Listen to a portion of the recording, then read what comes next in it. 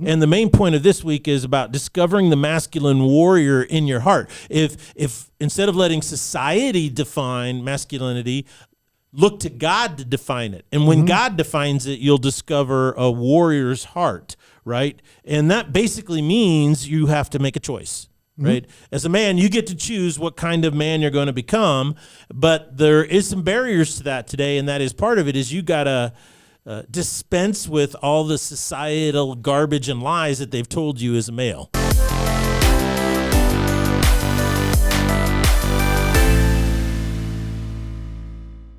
Well, hello, everyone, and welcome to the Salty Pastor. Dr. Douglas Peake here, and Jesse is out. He's currently on a tour of Israel right now, and we're excited for him and his journey over there. And today I have a special treat. My oldest son, Zachary Peake, is joining us today for our podcast on the Salty Pastor. You want to say hello? Hello there. How's everyone doing? We're just glad you're here. And remember, one of the biggest things about the Salty Pastor is our goal is to help you learn the tools to build your own faith. That's really what it's all about. It definitely has a masculine feel to it because we're challenging people to do the work. We want to come alongside you. We want to help you. We want to give you all the tools necessary, the community and encouragement that you need. But in the end, life is too short to be shallow. You got to do the work, and you got to begin with yourself. And so that's what the Salty Pastor is all about. We're currently in a series called Desperado. So, son, what do you think about this series about men so far? I like the imagery, the cowboy on the horse. What is it about that that's just always just attractive? It's iconic. It is. And it always just every time when you see that, every time I see it, my first thought is like, wow, that looks really great. I'd like to be out there. I want to be out there next to that guy on a horse. Maybe just be that guy on the horse, just riding off on my lonesome, going over the hills in the old West, just something about it is always attractive, always catches you and makes you want to be there yourself. Well, it's really interesting because that appeals to the masculine soul because the feminine soul tends to see images of family and community and friends and together and it's drawn towards that. But there's something about the desperado imagery that speaks to the masculine soul. I think it's really quite fascinating, and that's what we're on. Now, brief review, everybody.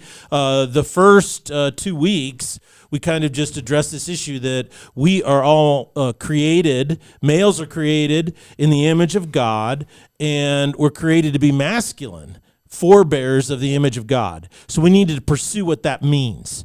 And it's really difficult because our society denigrates masculinity.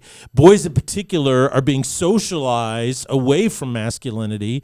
We've talked about how our society blames all of its problems on males, and it's trying to feminize boys so that society is less dangerous. But what's interesting is crime rates are growing up. All of these things are going up. And the reason why is because when males are socialized in the wrong way, they become isolated, depressed, angry, because you're trying to force them to be something they're not. And whenever you force a human being to be something it's not, it has dramatically bad results. Yes. You would agree? Sure. Sounds good. So bottom line is men get lost, I think. And that's really important to understand. Men get lost when they refuse to embrace their masculinity. And masculinity is the second thing we talked about is it cannot be a reflection of what the world says it is, right? If you look at the outside, masculinity tends to be, bigger muscles, bigger beard, chiseled good looks, increased femininity, looks more feminine, the perfect body type, the perfect hair, the perfect skin, the perfect all these things. These are just outward manifestations. And the problem is when you focus on the externals for masculine and feminine, what you do is you end up sexualizing masculinity and femininity, because what's the most powerful attraction between males and females is obviously the sexual intimacy bond, and that's reflected in the creation of male and female in chapter 2 of Genesis, where he says, God created them together, and for this reason a man shall leave his mother and father, cleave to his wife, and they should become one flesh, which is not just a physical manifestation, a birth of a baby, but a spiritual connection as well. Yes. Right? So anyway, that's kind of the review. And this week, we're going to be looking into 2 Timothy chapter 2. And the main point of this week is about discovering the masculine warrior in your heart. If instead of letting society define masculinity, look to God to define it. And when God defines it, you'll discover a warrior's heart, right? And that basically means you have to make a choice, right? As a man, you get to choose what kind of man you're going to become, but there is some barriers to that today, and that is part of it is you got to dispense with all the societal garbage and lies that they've told you as a male. And so... There's an important note about that I'd like to make as well. When we look at we talk in the context of our modern day culture, our modern day society. I think it makes sense. That's the most relevant. We're trying to help people find truth and giving them the tools to find God, find what is real, what is reality. And so it makes sense to talk about it in our specific cultural and social context. But when we talk about masculinity and how society lies about it and tells you, what it is not and wants to define what masculinity is for you, that's not just our society and our social structure. That is every society throughout history. The Romans had a very clear idea of what it meant to be a man, didn't they? Yeah. and what were some of the pieces? What were some of the attributes of the Romans' masculinity? Would you like to share some of those? Well, it's very hierarchical. It's very patriarchal. It was about power. It was about violence. All about power and dominance. Dominance over women and everything like that. So those were, what it was to be masculine in the Roman Empire, which I would also have some bones to pick with that. Not just what we have today, but bones to pick with that. And so I think what's important to So those are two extremes. Those are two extremes. And my point is that sometimes when we talk about something specific, it's also a broad application. We're going to talk specifically about the lies that American men today are told in American society and American culture. Okay. We're going to speak to those specifics, but it's important to recognize that no matter what culture, no matter what society you're in, people don't change that much. Right. And if someone listens to this in 3,000 years, then there's going to be another society defining masculine in an incorrect way. And so no matter where you're at, you can never outsource the truth. You can never outsource what it means to be masculine. You have to have something that tells you. That's a good point. And so if you outsource it to society, you're gonna have a bad time. And so where are you going to find what masculinity is? And of course, what is our thesis? Where's the best place to find masculinity? Yeah, in God, because He's the one who created you, and masculinity is a reflection of God's image in you. Yes. And that's why it's so critical. So, well, our passage today is going to be 2 Timothy chapter 2. It's going to be verses 1 through 7. You up for reading that, or would you like me to do it? Sure. You then, my son, Paul is talking to Timothy here, be strong in the grace that is in Christ Jesus. It's interesting, strong in grace is the first way he starts off. He says, be strong. Be strong in grace. And then he tells you where you need to be strong. In the grace that is in Christ Jesus. And what I love about this is we see in this first sentence, it's a nuanced view. What is masculinity? It's not something simple. We see the strength and the grace right next to each other. Yes. And the things you have heard me say in the presence of many witnesses, entrust to reliable people who will also be qualified to teach others. Join with me in suffering like a good soldier of Christ Jesus. No one serving as a soldier gets entangled in civilian affairs, but rather tries to please his commanding officer. Similarly, anyone who competes as an athlete does not receive the victor's crown except by competing according to the rules. The hardworking farmer should be the first to receive a share of the crops. Reflect on what I am saying, for the Lord will give you insight into all of this. Yeah, and it's really interesting. One of my favorite statements is the very last one, is he tells you need to reflect on this. And I think we as men, like you just said, masculinity is a very nuanced thing. And it changes, you understand it more as you get older. You need to reflect on it. You need to regularly reflect on it. And like you said, every society throughout all human recorded history gets off track. And, it's like why you need a compass. Anytime you go anywhere, you always need a compass. Why? Because you always get off track. And you need that true north that always pulls you back to where you need to be. But I think the reflection, that's what we're going to do today. And the first thing he points out is he says, look, I want you to find other men to teach. So he says, you need to have man-to-man relationships. The things you've heard from me, right, in the presence of many witnesses, entrust to reliable men. The NIV changes this to people, which I don't think is accurate, right? He says, to men who may be able to teach others also. And so he's teaching Timothy what I call the unbroken chain. And the unbroken chain, and specifically masculine ethos, is that only men can usher males into manhood. All right, and this, you see this throughout all cultures. Throughout all cultures, girls become women simply by exhibiting the capacity to bear children. So when a woman would menstruate, or she would get to the point where she was no longer childish, she would say, "Oh, she's a woman now." Just by the virtue of becoming reproductive, she's a woman. But boys, in order to become men, have always had to pass a rite of passage, a test of manhood, a test of competency, a test of character, to prove that they were men in whatever society that they had. So I'm curious about your thoughts on this. Well, I think the rite of passage thing, it speaks to what we talked about earlier, how every society has something that is a rite of passage. Every society has something that ushers a boy into manhood, and all of them usually get some parts right and some parts wrong. There's just nowhere has that true north. Nowhere, no society, no group has that true north. The only true north is in God. Right. It is in the one who created you, who has that nuanced view of masculinity. G.K. Chesterton says in The Everlasting Man that truth is like a key. It's nuanced, and it fits into every little hole exactly how it should. It's not just some big block that comes and smashes things. It's so incredibly nuanced, and it works and fits in every situation, because, masculinity is a confusing thing. It is something that we don't fully understand and we don't fully know. And so God is the only place we can go to get that.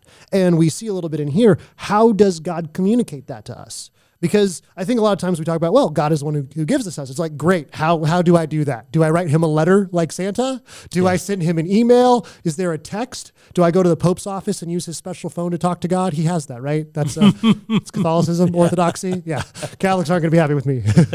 It's okay. But my point is that it's like, how does God influence us? How does God communicate that to us? One of the things is by other men. Yeah. It is through other men, because what Paul is telling Timothy is continue this chain, but there's also the receiving end. Why is Timothy where he is because Paul brought him up. Paul refers to him as his son, not because he was actually his son, but because he was a boy that Paul ushered and taught and cared for and helped become a man and helped become a pastor. Yeah, and I think one of the things that's really interesting is that a lot of people don't understand is that the phenomena of separating boys from their fathers and separating them from other men in the community as they grow up and sending them to a school. And what is the predominant gender of the teachers in the school? I would assume female. Yeah, it's 80% female between first grade, kindergarten, all the way up through high school. And it's not until high school where you start to see probably about 60-40 in the distribution between males and females. And what's really interesting about that is that that's only a phenomena that's about 100 years old. And what's really even more interesting than that is this notion, and that is that up until about 1930 to 1940 is that 90% of everybody in America, their whole livelihood revolved around agriculture. So the majority of these people grew up on farms.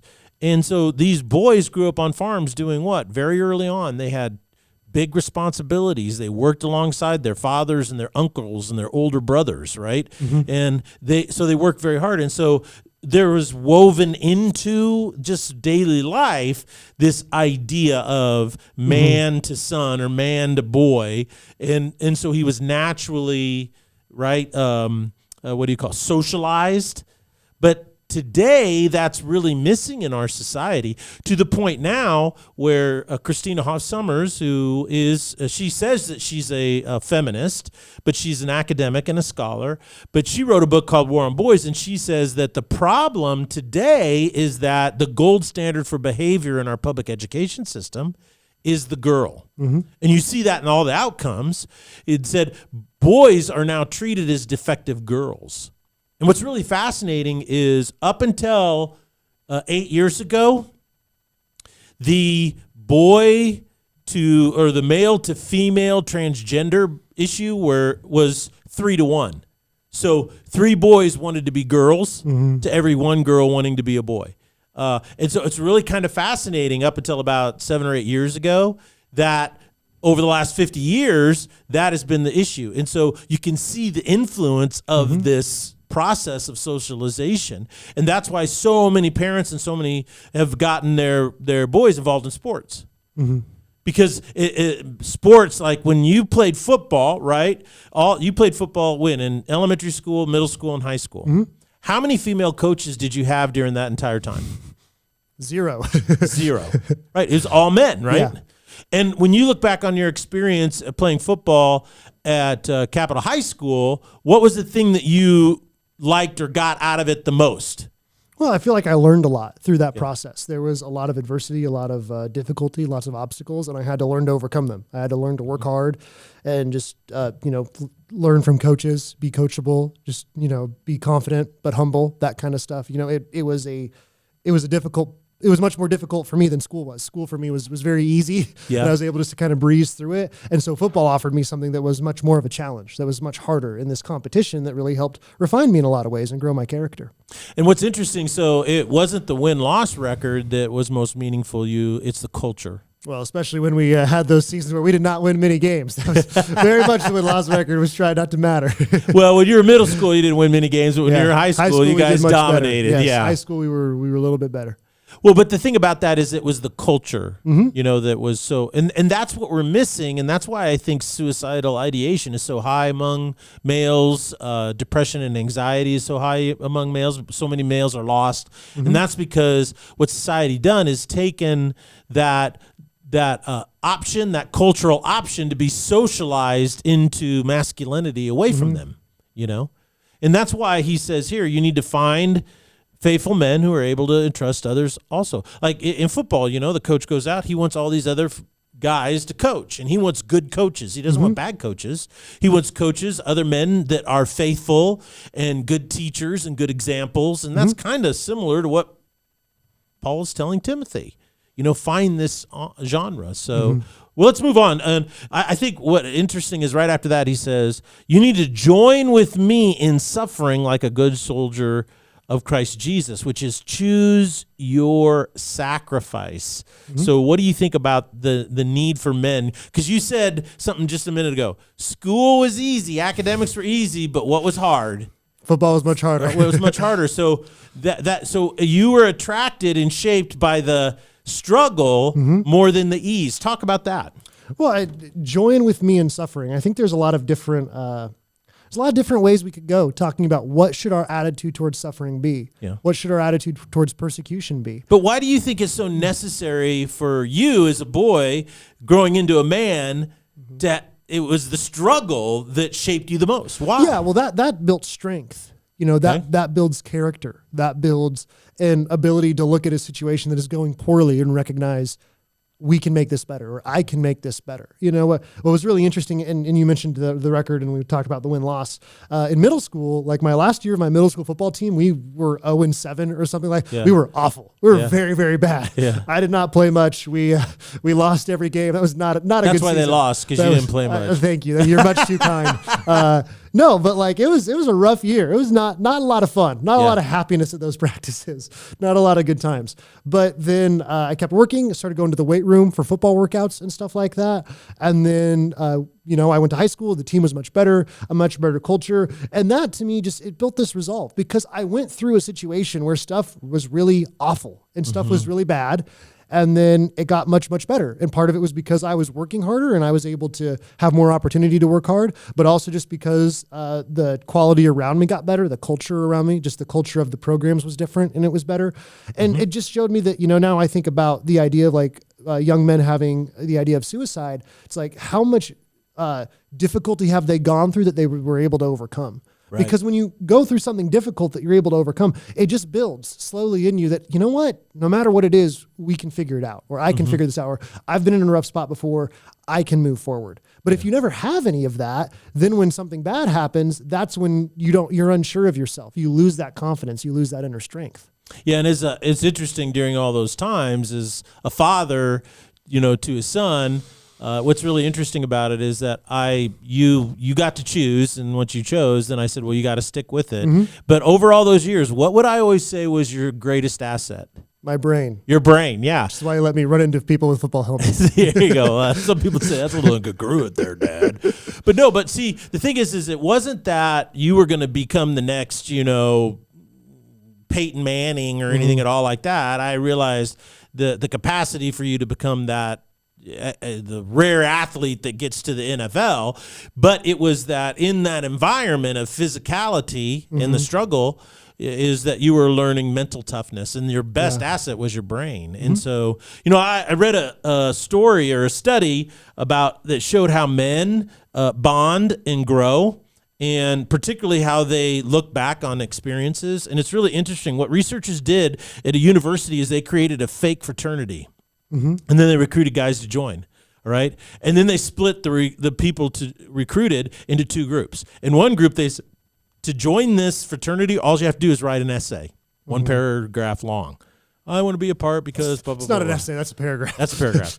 He said, then the other group of guys had to go through a really strict initiation, and then they got hazed, They got yelled at and stuff. Not severe, but it was all, some hazing. Then they asked the guys their connection to the fraternity. Right? And you know what they found? It was the guys that went through the strict process and the guys that got hazed had the highest respect for the fraternity and the highest commitment to it, which is really interesting. And so our society is stealing that from boys, right? It's stealing them from having to work through anything. What women are doing today that are leading in our public education system is saying that the problem with boys is that they don't express their emotions and they need to be more emotional.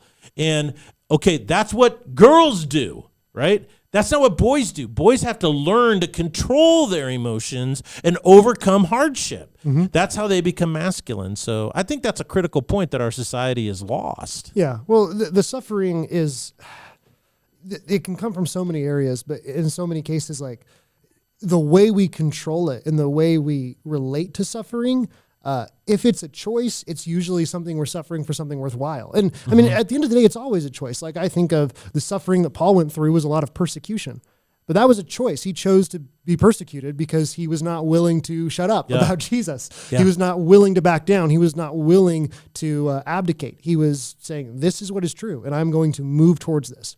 And if you will persecute me, fine, then that's the way I'll go. And the suffering, it builds something, it builds towards something worthwhile.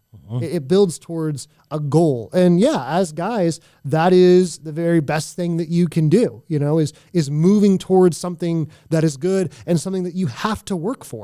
Like I said, about academics, was really easy for me. I was very blessed with a good brain, and so I was able to go through school, and it just made sense, and it was really easy. And I didn't really get much out of it. I didn't really make any friends in many of my classes or anything, just because it wasn't hard. I was just like, I'm just sitting, listen to some guy yammer for 40 minutes, and then I take a test and I get an A, and great, it's done. It just, it was just boring and lame and not great. But I was good friends with the guys on the football team, guys that I didn't have any classes with, guys that I didn't really even see at school all day. But then I saw them for 2 hours at football practice, and those were my buddies because we were going through something together, because we were trying to accomplish and we were working towards something. And that's the bond that Paul has with Timothy, is it not? That they have been spreading the gospel and trying to build up the kingdom of God.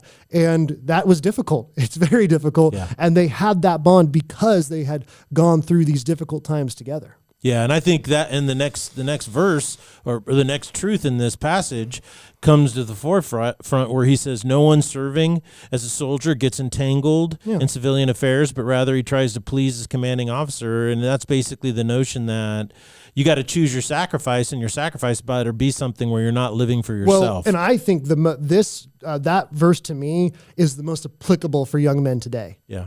Because I don't know if you've heard of Twitter or Instagram or Snapchat or TikTok or I've heard of them all.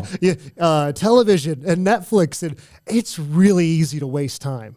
How easy is it, if you're listening today, think about how easy is it for you just to waste a bunch of time? How often have you just been like, oh, I'll watch a show, or I'll just take out my phone real quick, and then 30 minutes, an hour, 2 hours, 3 hours, however many hours later, you're like, oh, well, that was a big waste of time. Whoops, you get pulled in. And something that is, I do think is a masculine quality is that focus, is that strength to ignore this other stuff. Is just say, no matter how much I care about this thing, it's a distraction. No matter how much I enjoy TikTok or like it, or how much fun it is to scroll through and everything, how much I get pulled into it, I don't care about it.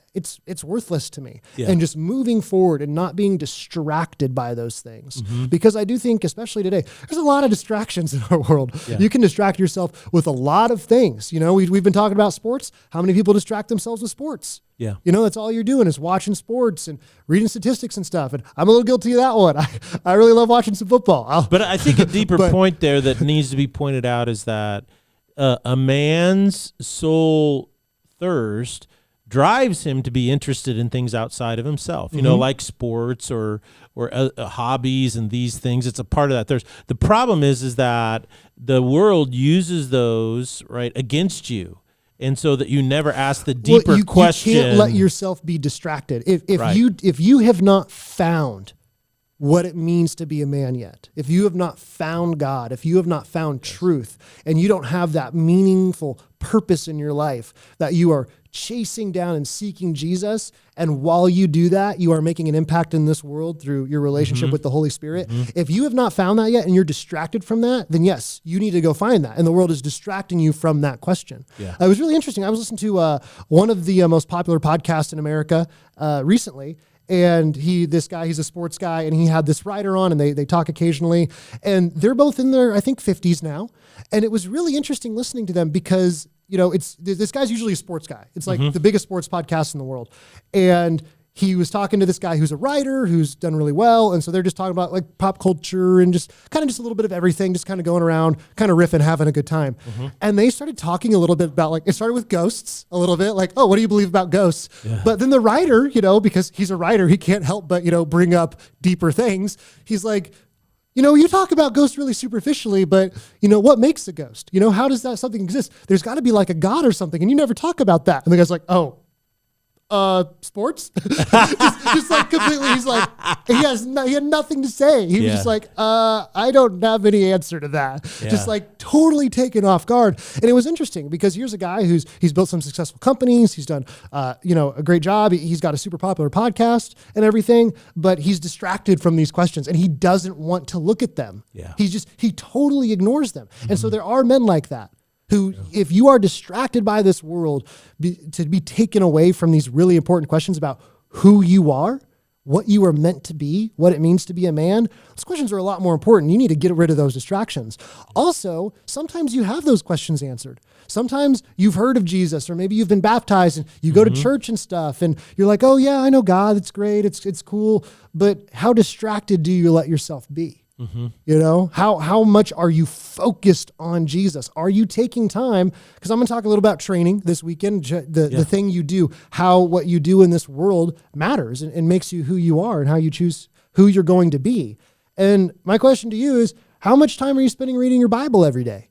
How much time are you spending in prayer? How much time are you meditating on the words of the Lord? How much time are you spending talking with God about what is coming in your life or who you are called to be right now? And that can be a radically different answer. There's going to be people out there who what God's calling them to do is go make something awesome happen. It's going to be about your career and your work, and that's great.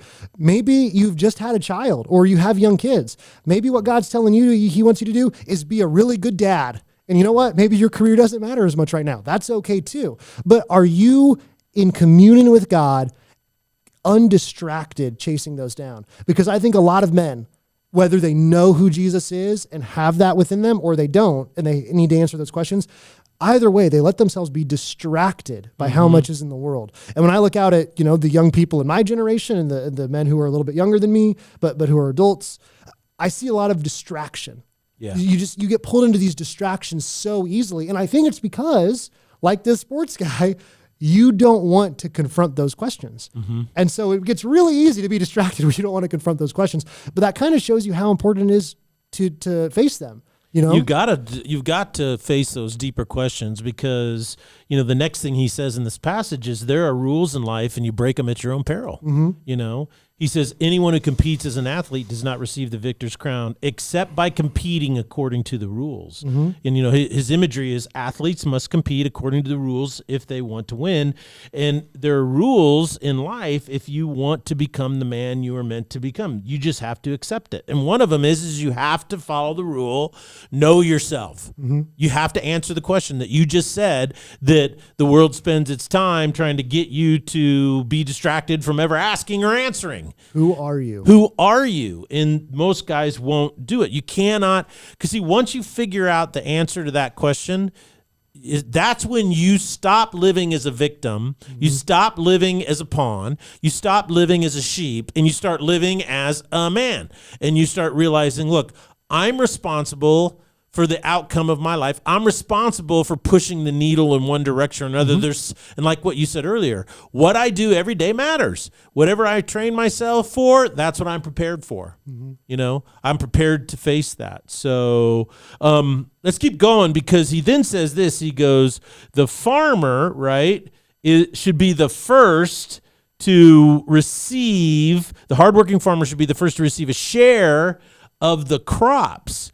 So I think what he's trying to say here is you put in the work and you're the first to receive the harvest. So once a man decides to take responsibility for his life and his outcomes, right, he starts to put in the work to become a better man, right? So who do you think gets the harvest of his improvement first?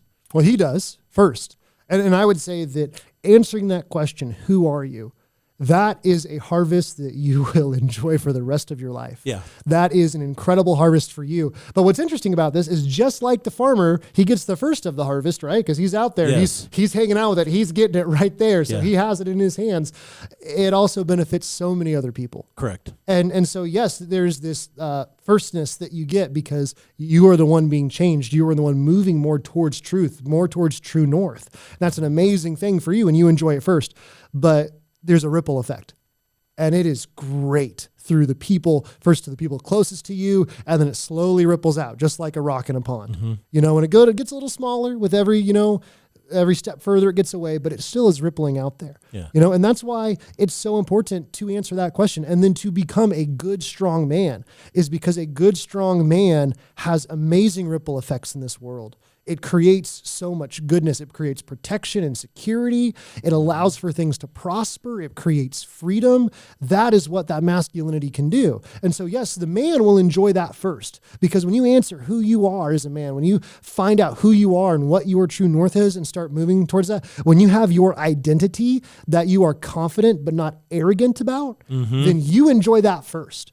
Because you start orienting your path, your life path, towards something that is good and true. And that is when you see like all these men that we look at as role models and idols, men that we look back upon as examples of good, true men, that we look on stories of sacrifice and courage and heroism.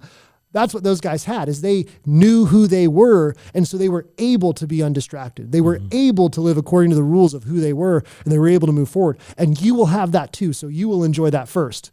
But that's also going to create quite the ripple effect for those, especially those closest to you, especially for the women who are closest to you in your life. Maybe it be your mother, your spouse, your daughters, your sisters, your cousins.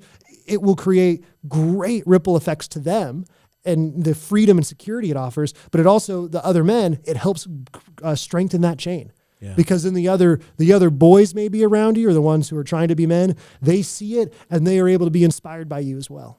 Yeah, and I think that's why he then says, once you get that, what you're talking about, he says, this is what you need to reflect on. You need to understand that this is really the essence of life, is becoming our true selves in Christ. That's really what it's all about. And you use that term identity, which I think is so important. He goes, the Lord will give you insight into this. When you start living that way, the Lord teaches you and guides you in this path that you're becoming. And so, well, that's excellent. I'm really excited. On Thursday, what we're going to do is we're going to talk about why it's so hard for guys to discover this path and this truth, and kind of go over what our society is doing to men and what you as a guy practically can do about it. So this is the Salty Pastor signing off, and it was a great day for me to see my son right here beside me spitting wisdom. spitting fire. Gotta love it. So God bless you guys and have a really great day. And I hope you join us again for our Thursday podcast, Desperado.